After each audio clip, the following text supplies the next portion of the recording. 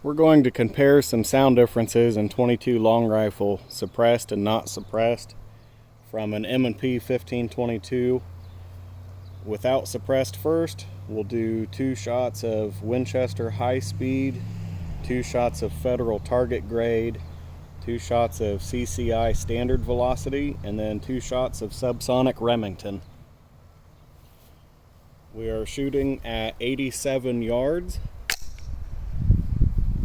and you might get a little bit of shake because the camera is set up on top of the card. I'm using the door as a rest.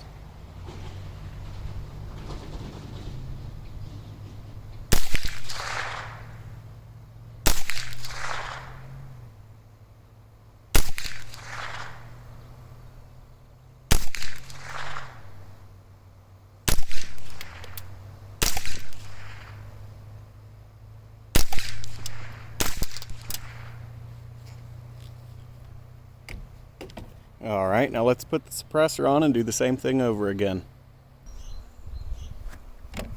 Alright, we got the suppressor on. Let's try that again. The Winchester high speed, Federal target, CCI standard, and Remington subsonics.